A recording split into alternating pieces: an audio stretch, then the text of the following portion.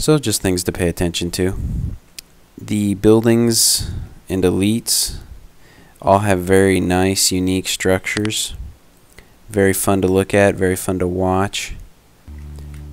As your city grows and changes and their demands dictate what you build and change and modify, so there's a lot of fun things that happen and allow you to watch what's going on in the city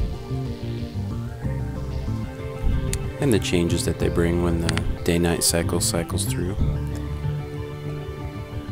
There's a lot of things I did on purpose for this city and some things that came about unintentional, finding some bugs, seeing what things demand others, like the interactions between the different industries and the residences and things like that.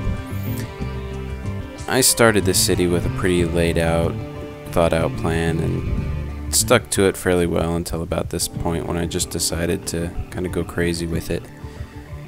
Building these big expressways and the traffic and building this massive commercial district. In a city like this, if this was at all realistic, you'd never see a massive industrial complex next to a massive farmland. It just wouldn't happen. And there wouldn't be this much industry so close to it causing problems. So for these many reasons, that's why I'm barely making any money a month. That's why I'm struggling to stay on top of keeping everybody happy with the elites and the different citizens, keeping everybody fed, everybody in the proper demands. Like if you look at your fuel, water, everything, I'm pretty much in the toilet for most everything right now because demands are so high and I just don't have what it takes to meet that demand right now. So all of that is due to the way I built. I probably never should have built above medium density residential, and I probably shouldn't have gone above basic industry. In a major city, building big roads like this wouldn't be a big deal. Technically through here I should have a big highway. This whole main artery here should be just a solid highway, same with this. And then these roads here wouldn't even need to be so covered in traffic. They could be a big expressway. The farmlands, they're doing just fine as far as traffic goes. Yeah, it's a little cramped, but they're farmlands. It's mostly just freight anyway, so it's no big deal. Everything else is pretty much just residential traffic as people try to come in and out of the city. As you can see, all the housing and stuff that I built down here, their traffic is congesting these other roads. So building properly to a point for the zone you're in helps a lot. It's been a lot of fun to build this city, see what happens, and I'll continue to build it in offline mode, and I'll probably feature it again later on. I might end up having to delete some of the industry and outsource it. Who knows? I don't know what'll happen with it because I'm barely keeping above 50% satisfaction, and I'm barely making any money, and all I'm making my money on is the farmland. Woo. And that's just about over, so I'm almost out of my cash cow, essentially. Not sure what that graphical bug was, but will not go out that far anymore. The farmland's pretty much all that makes my money right now. That funds everything because that's my only export. I can't really export anything else, as building this kind of city takes up farm space, city space for residences and things like that. So there's certain things that you can and cannot do if you want to build the most successful city. There's a lot of interactions and things that I'd like to test with offline mode still.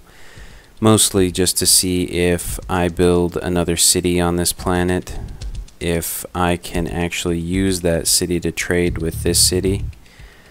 The current pricing scheme as far as building things, you only have the ability to trade with the default account here, which is Omnicorp.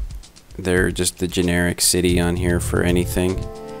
And their prices are pretty ridiculous, so I'm not too keen about actually having only one choice to trade. So I'd like to know if I get down there and build another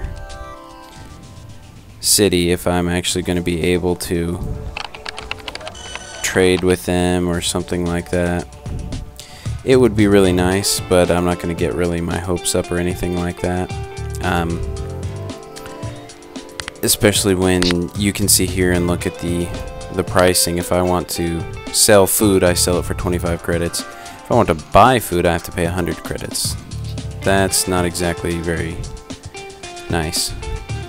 Very annoying to have to pay that kind of a price for it, but there's a lot you can learn in offline mode, and if you're more the casual player who's not sure you want to really pay the price per month to enjoy cities in an online mode, try offline first, see how you think of it, then maybe try out a month of online play, or if you purchase the game and they give you that week free, play online first.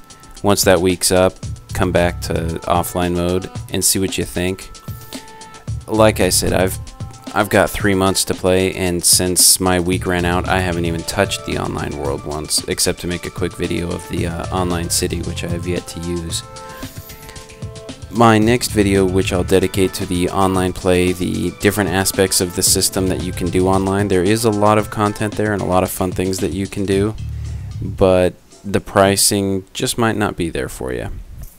So I hope you've enjoyed these videos, listening to me attempt to make a script up on the fly, or just have learned something about the game, and it might make you want to purchase or not purchase it. So thank you for watching, and we'll see you in a couple of weeks, hopefully, with another video. I'm pretty busy, so I'll try to get around to it when I can.